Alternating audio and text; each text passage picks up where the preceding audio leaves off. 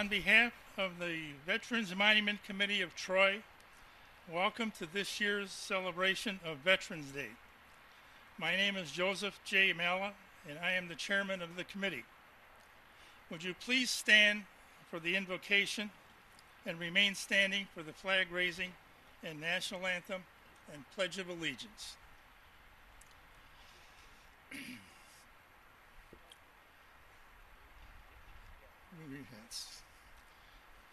Today, we gather to honor those who have served our country so that we may stand here and still live in freedom.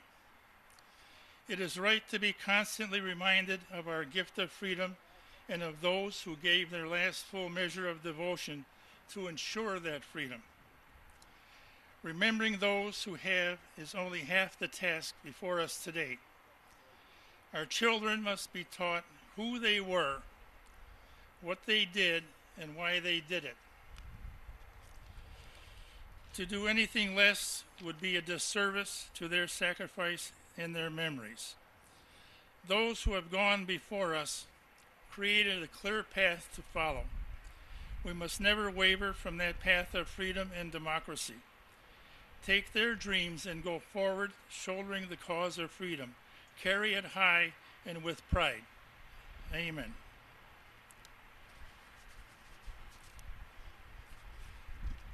Color guard, post the colors.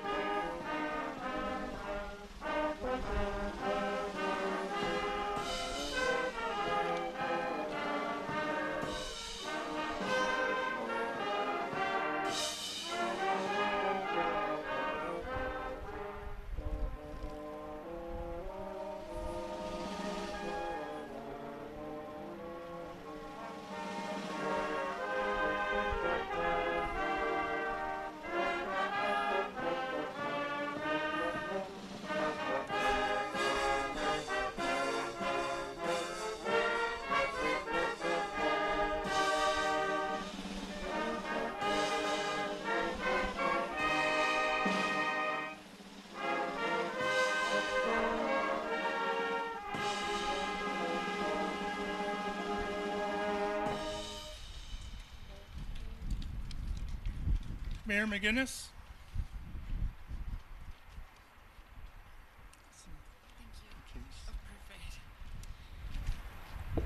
you could remain standing and face the flag for the Pledge of Allegiance. I pledge allegiance to the flag of the United States of America and to the republic for which it stands, one nation, under God, indivisible, with liberty and justice for all.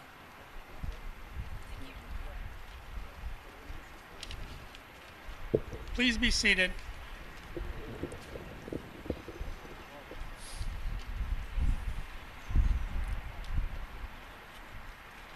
Firstly, I'd like to again thank you for your attendance here today. And I'd like to introduce some of the dignitaries that we have among us. Of course, you just met Mayor Maureen McGinnis, Councilman Jim Campbell, Councilman Wade Fleming, Councilman Dane Slater, former Mayor Gene Stein, former Councilwoman Robin Beltramini, and last but not least, our most vigorous attendee to this program, former Councilman Tony Pallotta.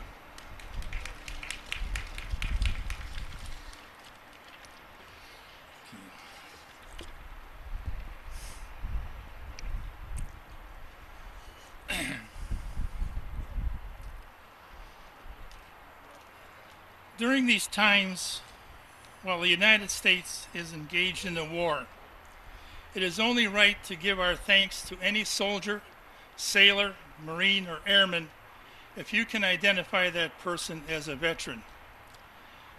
Give him or her your thanks and gratitude for a job well done, and let him know that you appreciate their sacrifice. It is a small gesture, but it is the right thing to do. The week before last, I took my wife and daughter to their respective doctor's appointments. Afterwards, while we were in the elevator, waiting for the doors to close, an elderly man waved and asked to hold the elevator.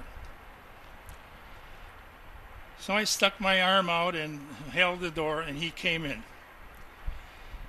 When he came in, I noticed he had Navy veteran on his jacket.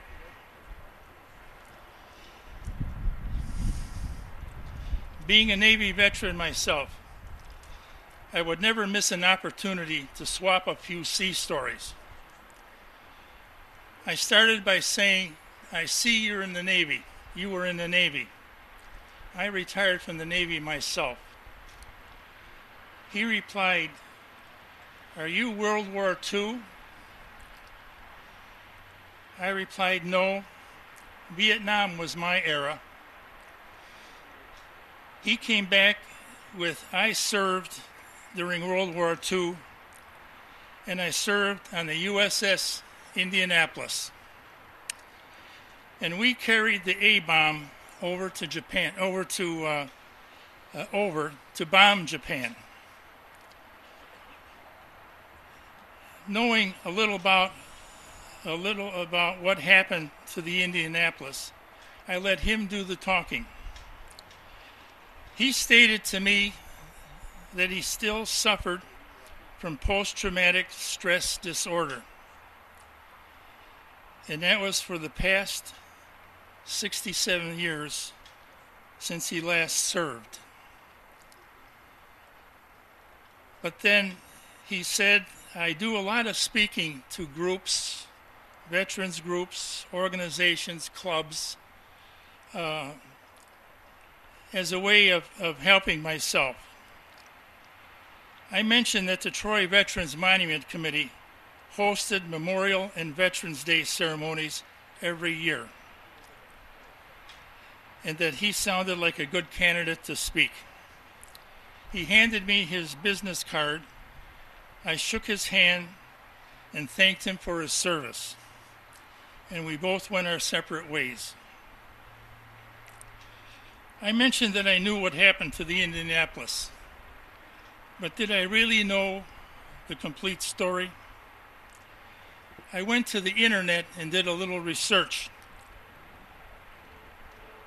The Indianapolis, a heavy cruiser, delivered the first operational atomic bomb to the island of Tinian on July 26, 1945. Tinian is an island in the Marianas and was a base for the B-29 bombers. The Indianapolis then reported to the Commander-in-Chief, Pacific, for orders. She was directed to join the battleship Idaho at Leyte Gulf in the Philippines and prepare for the invasion of Japan. While sailing to Leyte at 14 minutes past midnight, July 30th, 1945, she was hit by 2 torpedoes of 6 that were fired by the I-58, a Japanese submarine. Of the 1,196 men aboard that ship, about 900 made it into the water within the 12 minutes before she sank. A very few life rafts were released. Most survivors wore the standard Kapok life jacket and tried to find other survivors, and then gather in small groups. The shark attacks began with sunrise of the first day and continued until the men were physically removed from the water almost 5 days later. On the 4th day, a Navy pilot on routine anti-submarine patrol accidentally spotted many men in the water. The pilot reported the event and a Navy PBY seaplane was dispatched. On the way to the scene, the PBY overflew the destroyer U.S. Cecil Doyle. The Doyle then diverted to the scene. The PBY arrived hours before the Doyle and, ignoring standing orders not to land at sea, landed and started to pick up survivors. When the plane was filled, they lashed survivors to the wings of the plane. They rescued 56 men that day. The Doyle then arrived in total darkness. The captain of the ship pointed his largest searchlight into the sky as a beacon for other vessels, disregarding the safety of his own ship and crew. Of the 900 who made it into the water, only 317 were rescued. Among them was John Heller, Seaman Second Class, the man who I talked to in the elevator. After almost 5 days of constant shark attacks, starvation, terrible thirst, suffering, and exposure in their wounds, the men of the Indianapolis were rescued from the sea. For security reasons and the bombing of Japan and the surrender, a public announcement of the Indianapolis was withheld so that news of the end of the war would not be overshadowed. This was history that I might have missed had I not said, "I see you are a Navy veteran." I retired from the Navy myself. If you encounter a serviceman or woman or a veteran, engage him or her, welcome them home, and thank them for their service. You'll never know what you can learn.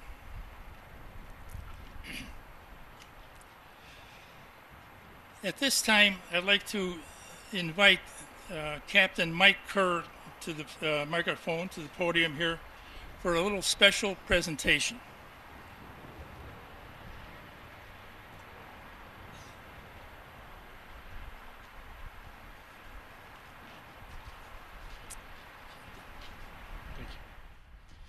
My name's Mike Kerr. I've been a Troy resident for over 40 years, and haven't missed one of these yet. And I wouldn't. November 11th had a special meeting for me when I was in Vietnam. I was a platoon leader. And you all heard about and saw the news reports of Tet of 1968. Well, I was in country in 1968, and just prior to Tet in 1969, Company D, 1st Battalion, 35th Infantry was assigned search and destroy as well as observational responsibilities along Highway 19, which was in direct line with the Ho Chi Minh Trail and Pleiku City, which we considered a viable target for Tet of 69.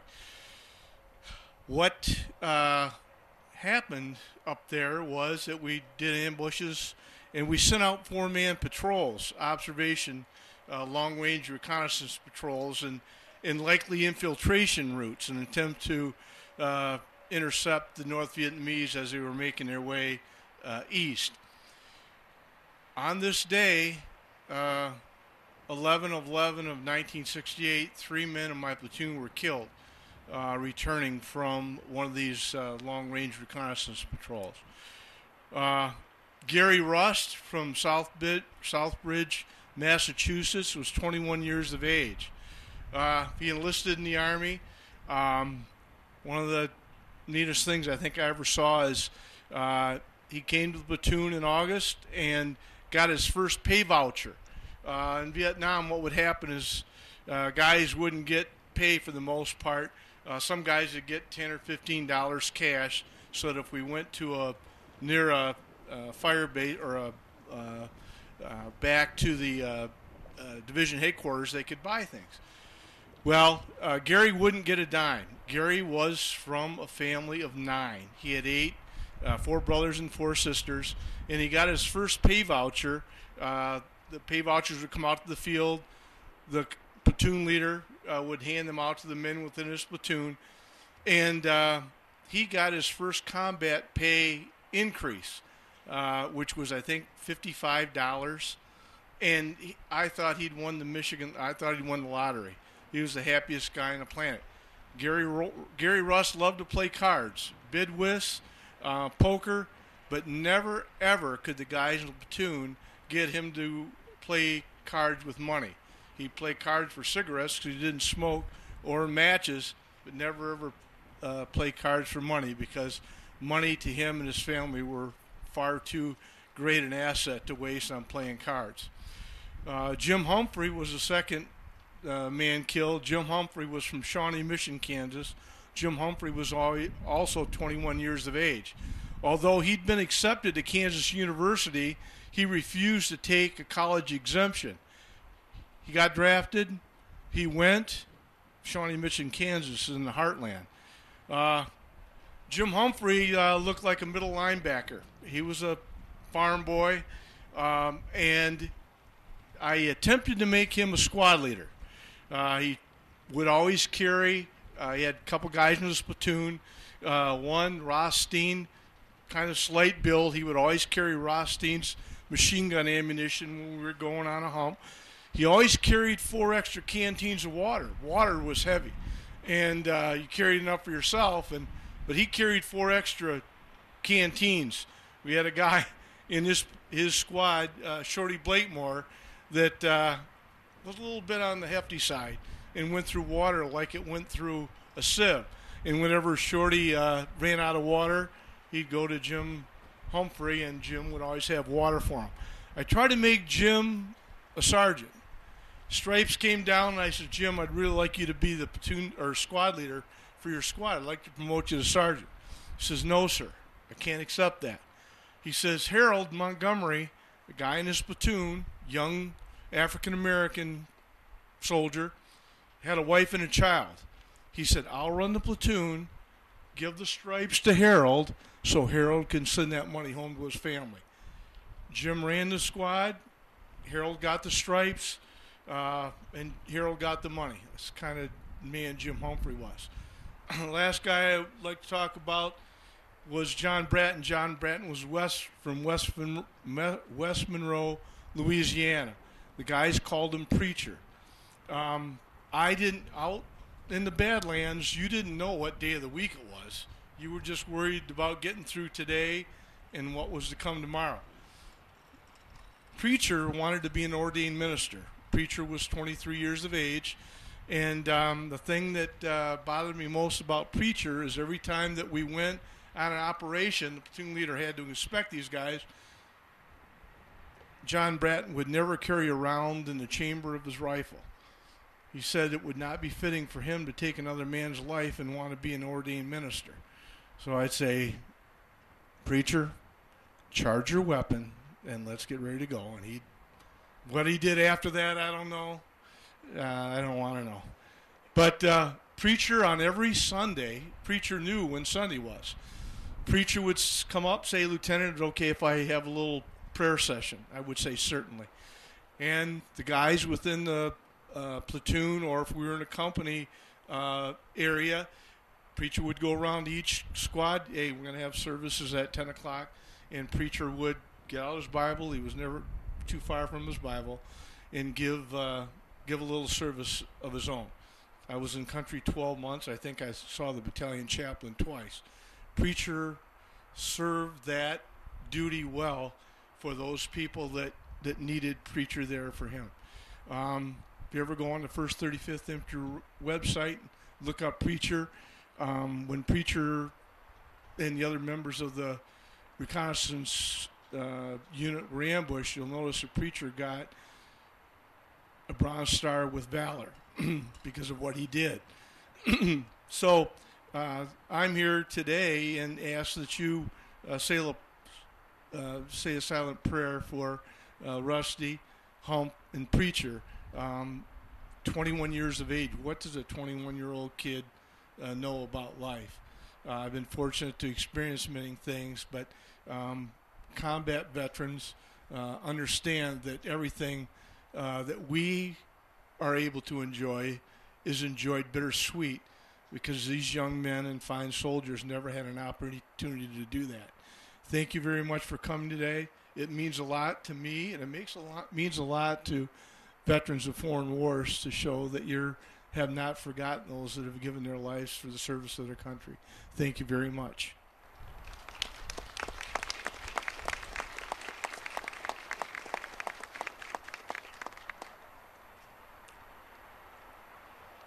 So there's a story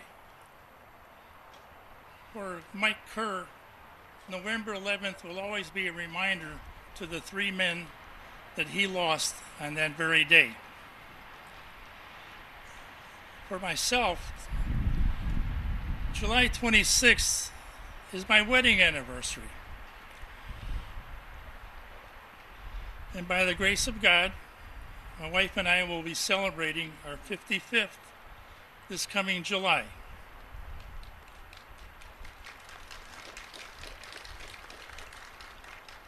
And I will keep the Indianapolis in my memory. At this time, the Troy Heritage Concert Band will play our Armed Forces Salute.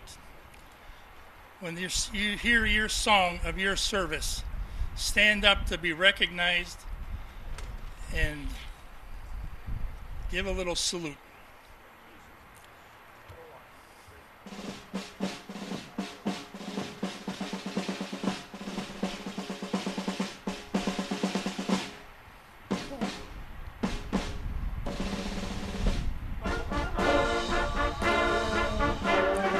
Army.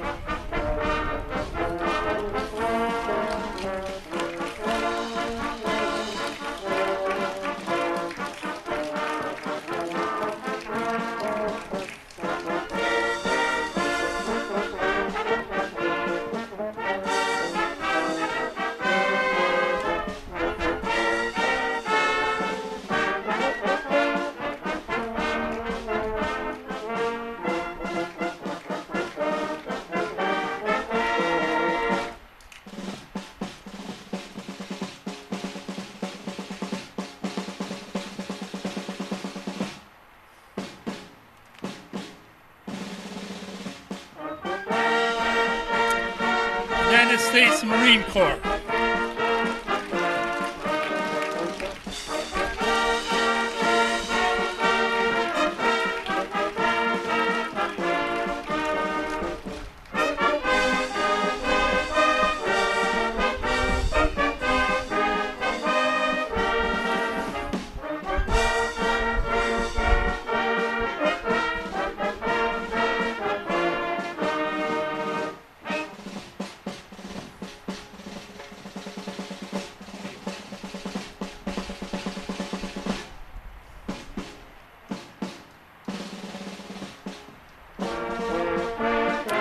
United States Navy.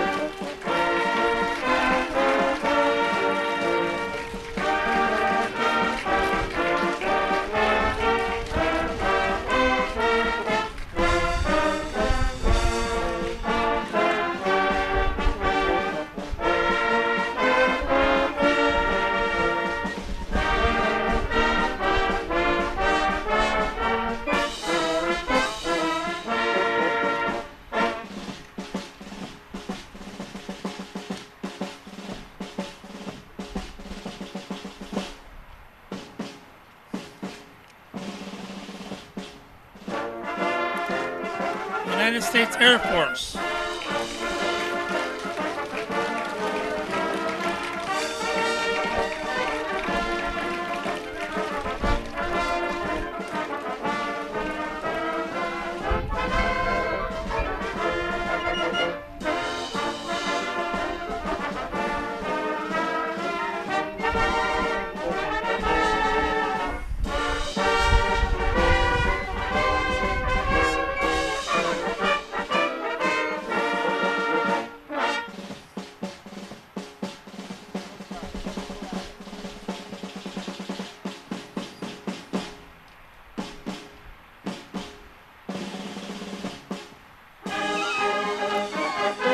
Coast Guard.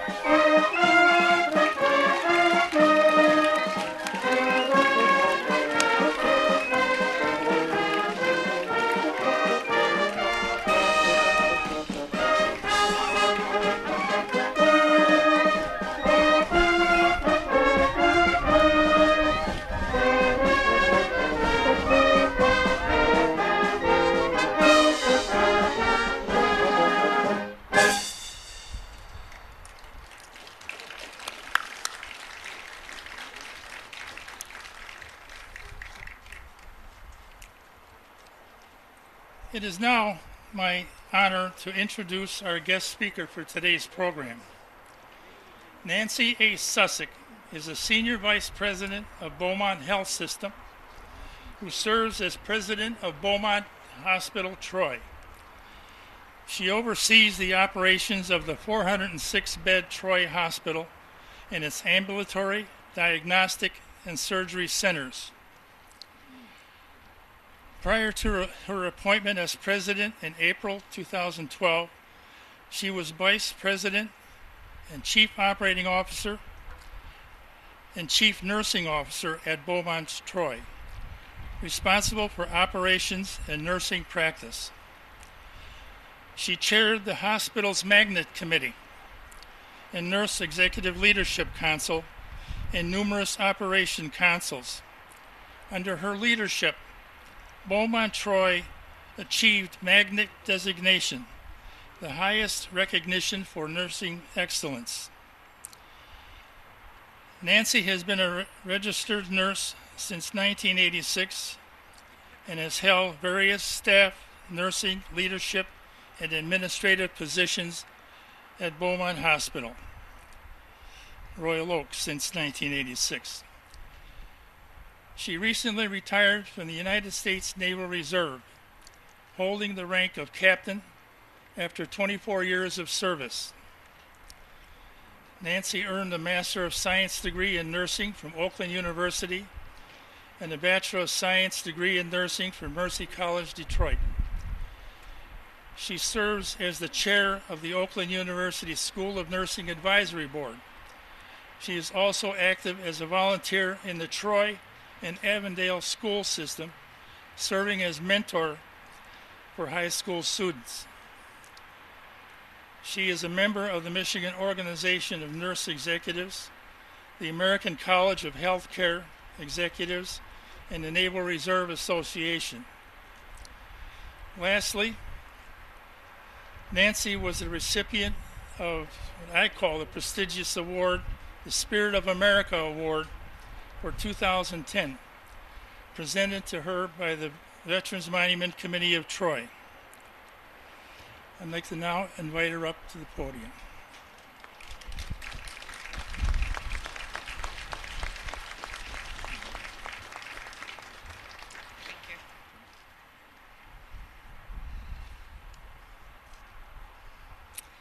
Good morning.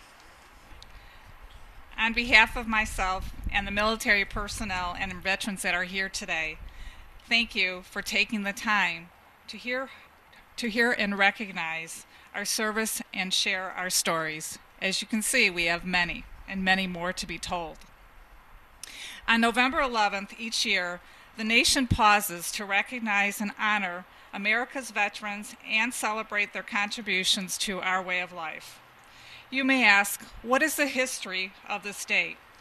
In our American history, World War I, which was known as the Great War, involved 35 countries, and on the 11th day of the 11th month, at the 11th hour, November 11th, 1918, an armistice agreement went into effect between Allied nations and Germany, which at the time was generally known as the war to end all wars, which we certainly know today was not true. In November 1919, President Wilson proclaimed November 11th as Armistice Day. Armistice meaning an agreement between opposing armies to suspend hostilities in order to discuss peace terms, in other words, a truce. In November of 1938, the 11th of November was declared a legal holiday, a day to be dedicated to world peace and to celebrate and honor veterans for the choices they made to serve our country. In 1954, after World War II had required the greatest mobilization of soldiers, Marines, and airmen in the nation's history, and after American forces had fought aggression in Korea, the 83rd Congress amended the Act of 1938 and inserted the word veterans in place of armistice. November 11th became a day to honor American veterans of all wars. And as we know, there were many other wars since in which many servicemen and women lost their lives in preserving our freedom of this great nation. Generation after generation, veterans protected, defended, and preserved the principles and ideals that define our democracy. Over 22 million living veterans today embody our exceptional character and value as people, each a line in our nation's history, but together many chapters towards today's future. Every veteran lives by a strict code of discipline and understands the meaning of personal accountability, loyalty, sacrifice, and pride. From the moment the military oath was taken to the day of honorable discharge, a veteran's time belonged to America and their country. Their country came first. They shared in the responsibility of maintaining the finest fighting force in the world. Our veterans are not just part of history. There are millions among us today, all fighting to keep America a free democracy. There were those who also help us in time of national disaster, such as Hurricane Katrina, or most recently with the devastation from Hurricane Sandy on the East Coast. Our military was there for us. Over the past 24 years of my military career, I've had the privilege of providing care to many military personnel. Each of them had tremendous stories to tell. When I looked into their eyes, I was truly amazed at the strength and courage of these men and women. They are so dedicated, and their goal is to get back to their fellow soldiers in the field and to continue to fight for our freedom. The stories they tell are so fresh and vivid that they feel like they occurred yesterday. Speaking of stories, I have a few to tell of my own. Recently, I had the opportunity to visit with a very ill patient at Beaumont Hospital, Troy. Anytime I have a veteran, or I know that there's a veteran in the hospital, I love to go up and give them a visit. This veteran had served in World War II. He shared his stories with me and told me that he had been in 19 countries. I asked, well, which one did you like the best?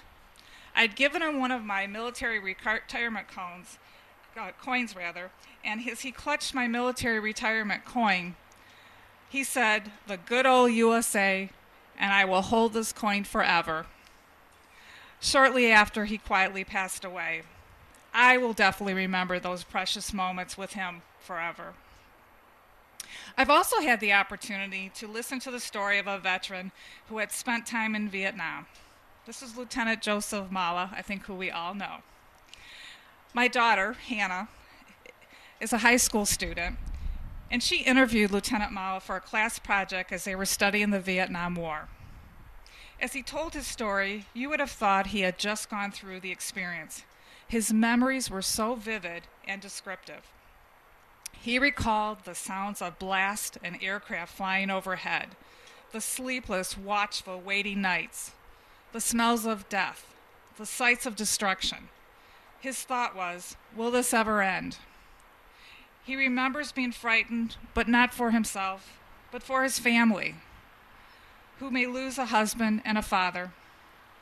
He knew he was fighting to keep the family and the country he loved so dearly free. As he continued the story, he began to choke up as he remembered many of his fellow soldiers who lost their lives.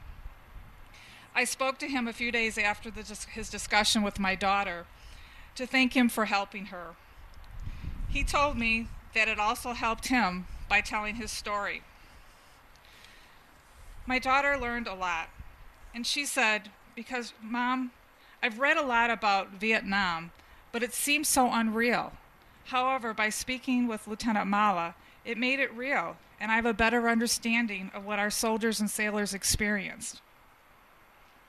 I'm the president of Beaumont Troy, as you had heard earlier, and on Friday, I had the opportunity to recognize members of our Beaumont Troy family during our annual Veterans Day ceremony. I think many times there's many soldiers and sailors and veterans walking beside us that we don't even realize. There are many at Beaumont Troy and certainly in our Troy community. One of them is Major Christopher Blomberg. He's a nurse in Heart and Vascular Services who received a prestigious medal for his role in saving the life of an injured sailor during air transport to a medical facility. John Roberts, a nuclear medicine technician who proudly served our country. And I also had the opportunity to hear some more stories from some of our volunteers. We have many volunteers at the Troy Hospital that have done many, many years of service to the military. 6 of them helped us lead the Pledge of Allegiance on Friday. Those were 2 World War II veterans, Tom Murphy and Mac McKeedon, Vietnam veterans George Kolf, Doug Massini, Richard Pulowski, and Tom Gamlin. And I know we have many, many more that are volunteers, and I really appreciate their service and all the service that they've chosen to give back to our community and to our hospital. Their hair may have grayed, and their steps may be a little bit slower, but the spirit and the pride in their eyes for our country radiantly shines through. Beaumont Troy is proud of our heroes in our hallways. We are also proud of those heroes in our hearts. Over the past year, we have lost 2 of our 2 family members from Beaumont Troy, actually. One of them was Todd Lampka, and the other gentleman was, Todd was actually the son-in-law of one of our staff members.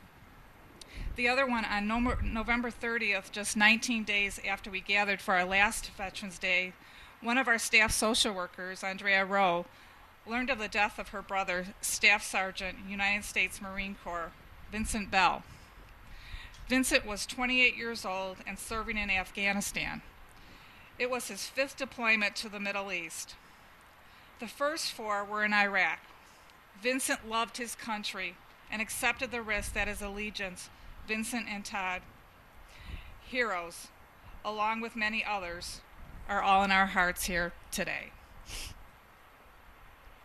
We also must remember and recognize the families whose loved ones are serving our country or have lost their lives for our freedom, who have made many sacrifices and endure endless days and nights of worry. But they are so proud. I encourage you to listen to the stories of our veterans. Encourage your children to listen. We must never forget what our veterans experienced and sacrificed for our freedom.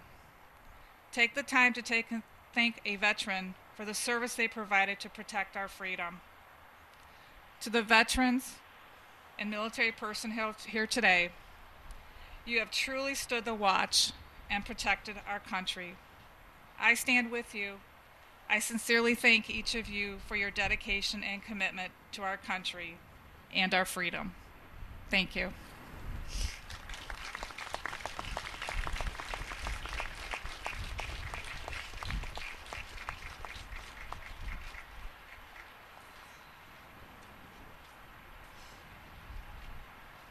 Thank you, Captain.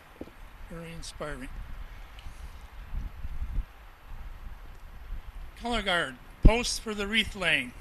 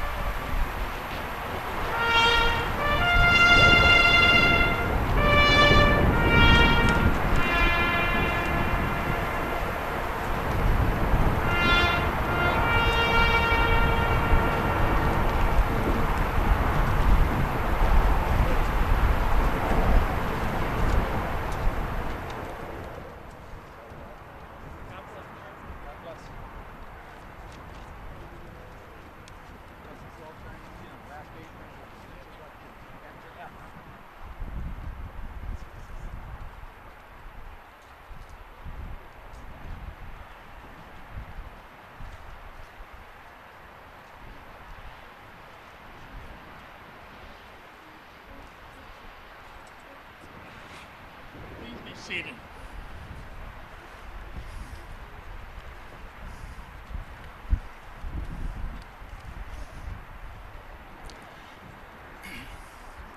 I invited the gentleman in the red shirt to come up and help us lay the wreath because his son was killed aboard the Stark, USS Stark, during the Iraq War.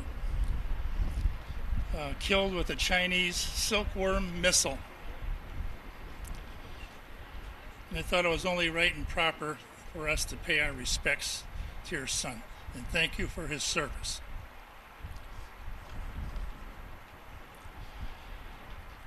Will you please stand for the benediction?